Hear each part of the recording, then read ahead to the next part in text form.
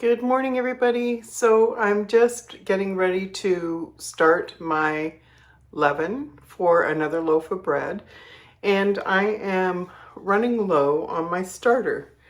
So I have this little bit here, and I know it is not near the 10 grams or whatever is supposed to be left. So we're going to do an experiment because with everything I've learned so far, I think you can almost just leave the scrapings and still continue your starter. So I'm going to see if that works with this little bit, if I can get another starter bubbling. So that will mean mixing in 50 grams of water, 100 grams of flour, mixing it all well, even kneading it. That's how dry this starter is you can put it on the counter, knead that all in, and then I will leave it out on the counter for 24 hours and we'll see how it goes. So I've just started by putting my container with the starter that's left in it on my scale, putting it to 0, changing it to grams, and now I'm adding 50 grams of water. And that's not much, and I rarely ever get it right on the first time. But there's a first time for everything. So 44. Honestly, what I'd really like to get is a plug-in scale. I don't trust the ones with batteries because I'm always afraid that as the battery is decreasing in power, it's maybe not as accurate as I want it. There. So there's 50 grams of water, and I'm going to get 100 grams of flour. So I'm going to put it back to 0 so I'm as accurate as I can be. And I always kind of pile it up so that if I go over, I can get some dry stuff back out. Okay, 4 grams too much.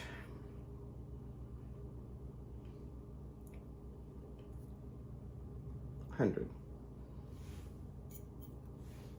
Okay. And I like using a fork for this at the beginning.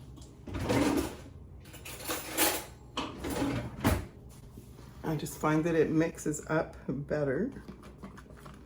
But you're gonna see it gets pretty stiff. This is a dry starter, not dehydrated, it's dry. And it has been a game changer in making sourdough. I know I have another video. I will, excuse me, I will post the link. I'll also post the link for the channel where I learned about this. But why I had never heard about this before, I have no idea, because this is the bomb. And honestly, like, I wasted so much flour. Not that I threw it out because I'm pretty stingy and I wouldn't waste it, but I would take the discard that you're supposed to take off every day. And and it was delicious, I'm not gonna lie. It's just like I just pour it in a greased pan and make like a flatbread with it. And it was so good, but my goodness, I did not need all those extra carbs and calories every silly day. But it was good with hummus on it. That was my favorite. I would put the discard in the pan, in the oiled pan, and then I sprinkled salt, of course, because there's no salt in the discard. And I'd sprinkle salt and everything but the bagel seasoning, or whatever it was called. I think that was it. Anyway, it was delicious. And then put hummus on top of that, or dip it in hummus. It was good. Too good, too much, too often. So this has helped, not just with my bread. But honestly, like, I have gone over 2 weeks without using my starter. You keep it in the fridge and it still made bread just as good as the day the first day I would have used it. So when you travel to go visit kids and stuff like that, I don't have to worry about my starter. I don't have to bring it with me. I don't have to set up on someone else's counter and feed this thing day after day. Okay guys, so this is it. This is your starter. Now, this is what it looks like. Not a goopy mess, not like the glue my mom used to make me out of flour and water. I'll show you what I do with it now. So I just take it out, and there's still a little bit of flour there that didn't get mixed in, so I just put it on the counter and I just start kneading it, just like I would if it was dough. And I get it all worked in and all smooth, and then I put it back in the same container, leave it out for 24 hours, and then put it in the fridge and use 30 grams of it every time I go to bake bread. And then we're gonna see how low we can get. If this works, then I know that I can use most of it and not worry. We're also gonna experiment today because I had 26 grams that I put in for the actual bread. And honestly, this whole premise of natural yeast in sourdough is that if you just give it enough time, it will work through the whole dough. So even if you started with less than that, but it just may take more time. I don't know, we're gonna see. So there we go, it's all smooth, it's all worked in.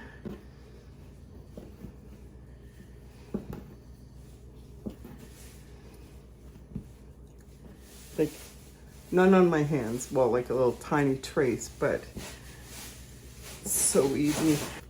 This is what it looks like now. And tomorrow morning when I get up, if this works, it'll pretty much fill this whole bowl, and then I just stick it in the fridge.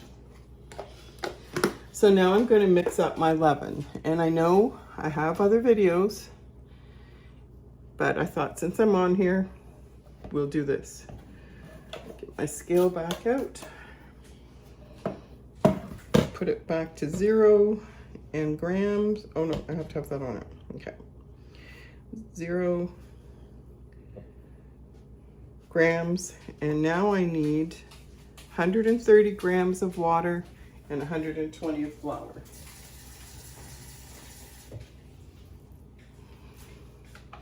And I used to try to incorporate this water because this is pretty thick and sticky, and trying to mix it in the water was not easy. And I used to worry that I didn't get it all mixed in well enough, but I find actually if I put the water and flour in, I hate this when it gets to like 1 gram I need. Like, do you know how hard it is to get 1 gram?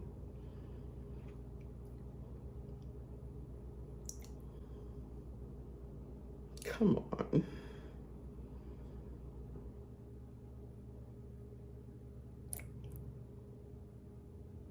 Okay, seriously. See these? I don't trust this scale, to be honest. Oh, now it says 130. Now it's 131. No, 132. Like, there's such a delay sometimes, and these are fresh batteries. And these batteries aren't cheap either.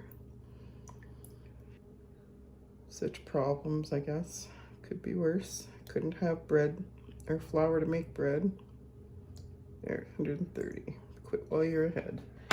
Okay, and now we need 120 grams of flour.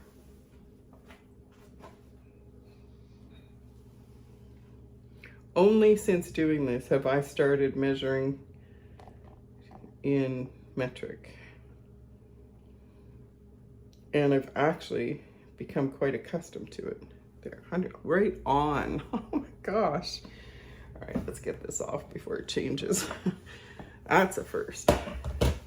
And then I'm just mixing all this together, and it's going to be much wetter than the starter, of course. But this is the levain or levain. Honestly, don't know. If somebody from France is watching this, I'm sure neither way that I pronounced it is actually proper, but see, now I find that mixes right in because the flour kind of grabs it. It doesn't just swim around in the water like it was. And that's it. So now I leave this to sit, and I would love to say how long.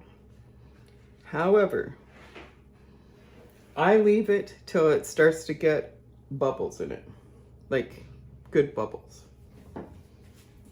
Because if I just use the times that were on the written recipe that was available through Shay Elliott's YouTube channel, mine doesn't seem to be active enough. And then I'm afraid of my bread not turning out, and that, yeah. So I wait longer. Maybe I don't have to, and maybe someday I'll get brave and I'll just do the straight 4 hours, whether it looks bubbly or not. See? Because that's the other thing with sourdough. It's not straight up do this, this, and this. The whole essential part of it is the fermentation that takes place. And my question is, if I did it in the 4 hours, because it's only going to have a certain amount of rising power. If you proof it too long and it starts to deflate, it's not going to come back up. You can't do anything except refeed it maybe, like, because it's consumed all the food, it's done its thing, and it's finished. So I wonder if I just did the 4 hours, then if that would leave more fermentation power for when I have it mixed up as bread dough. But I don't know.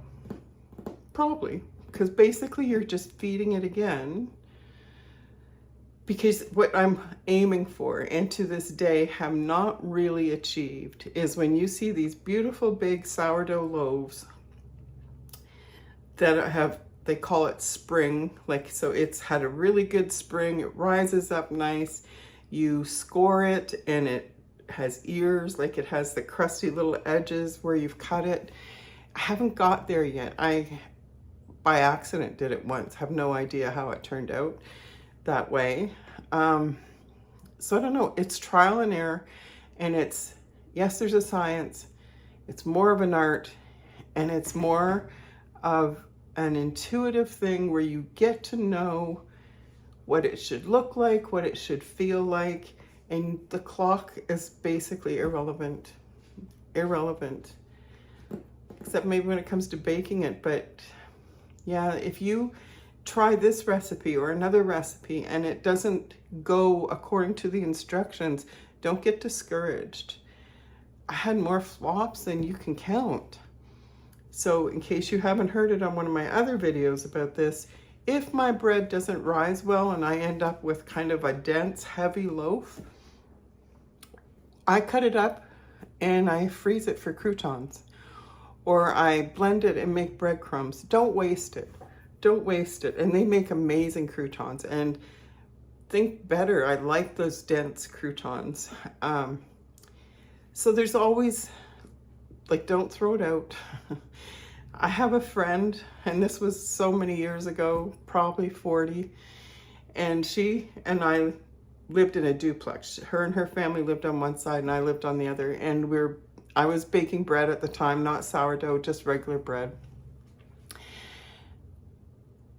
And I walked in her house, and just at the moment I walked in, I looked up and the bread was stuck to, the dough was stuck to the ceiling. She was trying to work with it and it wasn't working, and she just pitched it. And I'm like, okay, can I help? You know, and she was so upset and so frustrated. Don't get like that. It's not that big a deal. Like, and it's only by doing that you're going to really learn. You can read all you want. You can watch all the YouTube videos you want, and I have.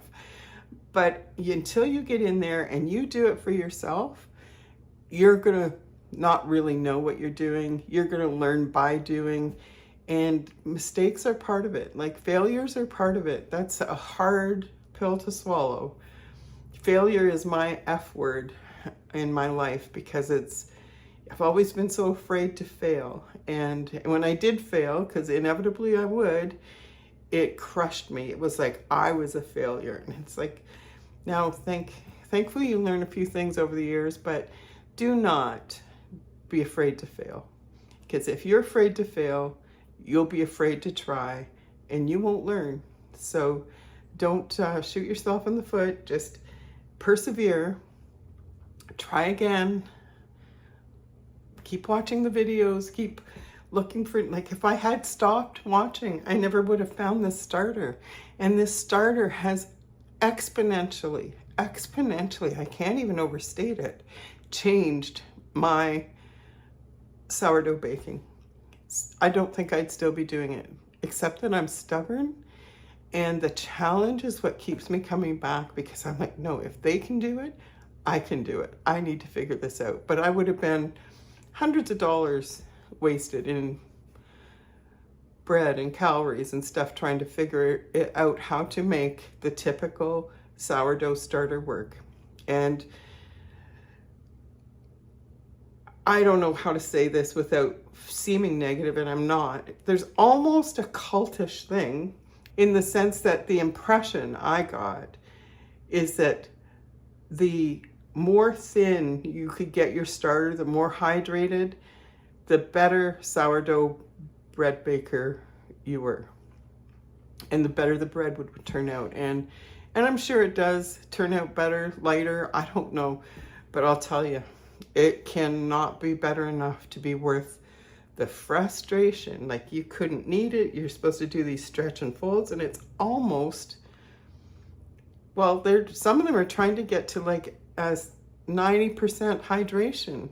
Even 75 was slop. Like, I don't, anyway, this was life-changing for me, for my sanity, for my success. I miss making it. Like, I didn't actually have to make bread today. I have a couple loaves in the freezer, but I miss making it. I really miss making it, and it doesn't take long each step. Like, I'm done for the day when this when this leaven is ready. Then I'll make the bread dough, and it sits for hours, and then I shape it and I put it in the fridge overnight, because that gives it even more of a sourdough flavor the longer, because it's a slower fermentation. Anyway, all that, just that I miss not doing it. Like, I don't know. Thankfully, I have somebody that buys 10 loaves at a time, so I can at least excuse it by saying, well, I'm just stocking up the freezer so that when they're ready, it's ready. But that's pretty much full disclosure. Even if nobody was buying it, I'd be still doing this, because it's the act of making it that I actually enjoy the most. It's a bit of a hindrance that I have all this bread around, because I really don't want to be eating a lot of bread. However, not a justification, but just a point of information. Sourdough bread is actually, because of the fermentation process, it breaks down the flours and the glutens and the sugars and all those things. It changes it so that this bread is actually much more digestible. And I have read that if you are gluten-free, or just have those symptoms when you eat bread, that often those people can eat sourdough bread, because for one, I guess the gluten gets changed too, but for two, a lot of what people are actually reacting to is things in the flour itself. There's natural things that have to get broken down, or it can cause digestive issues. Again, don't quote me, just telling you what I've read, and you can Google it and find out the real details. But so I feel less guilty about eating this bread.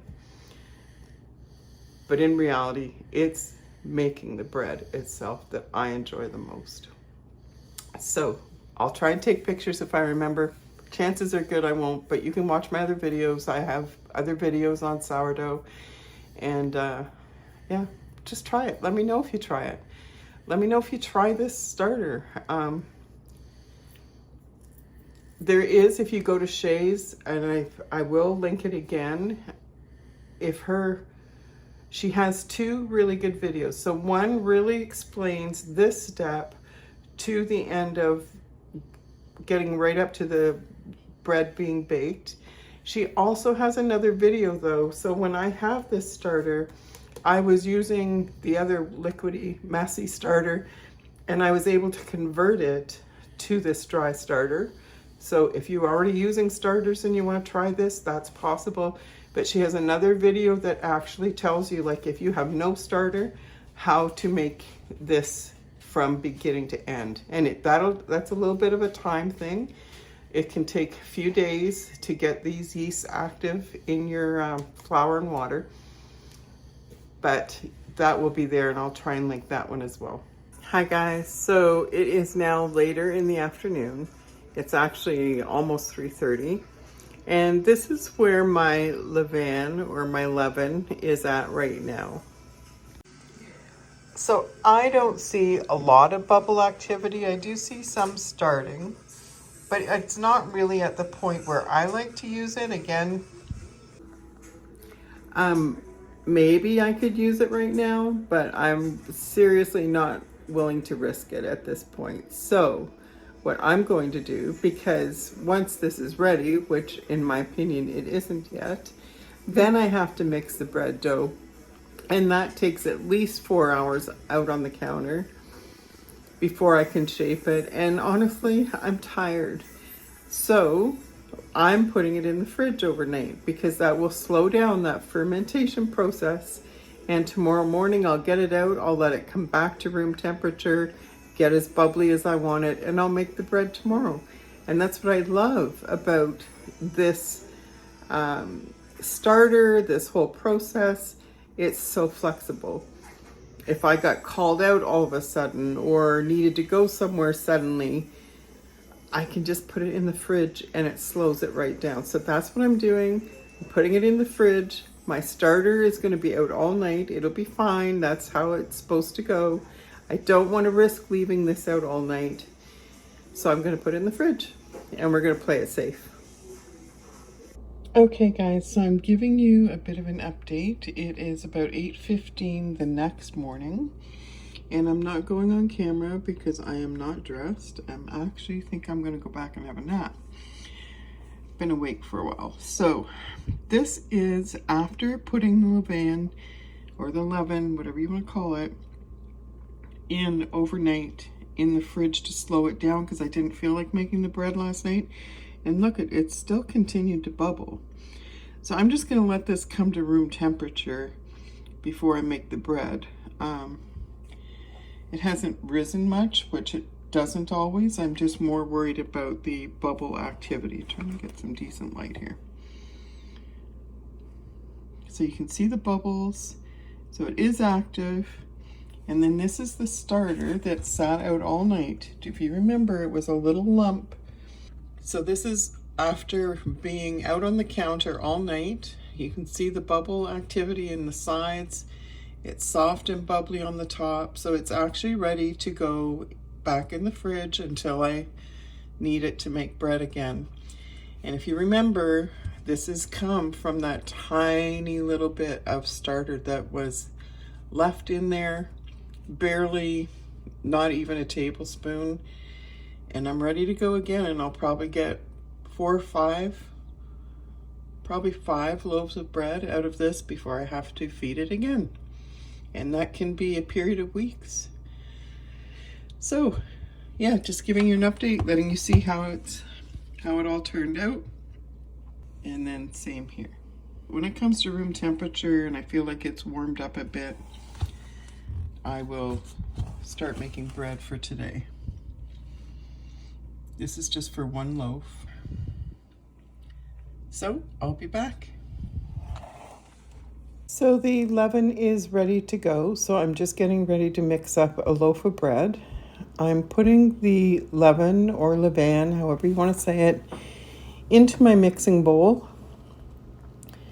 My mixing bowl is on the scale, but I have not turned it on yet. So I'm putting the leaven in the bowl, and I won't begin to weigh until I put the flour and the water in. So right now it's not turned on. When I turn it on, it will be at 0.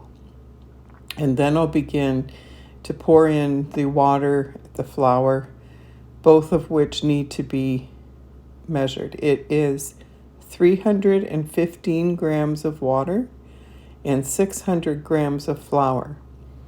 And if you want to add other flours, like I often do a rye version, I put 200 grams of the rye flour and 400 of the white. I've also done it with whole wheat, 200 grams and 400 grams of white. So now I'm putting the scale on and I'm going to put it to 0. This is the 315 grams of water, 315.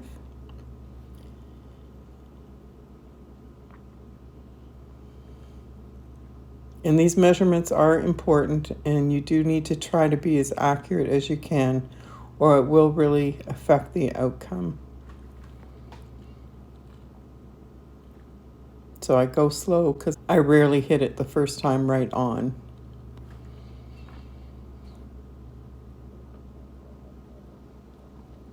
You'd think after all these loaves I would get a feeling for how much a gram of all these things weigh, but they're so different. So I'm putting it back to 0, and now I will do the flour. I do find with the scale, especially with these digital ones that have batteries, you kind of have to wait a couple seconds after you put it in because it takes a little bit, I find, for it to register, and especially if the batteries are getting low.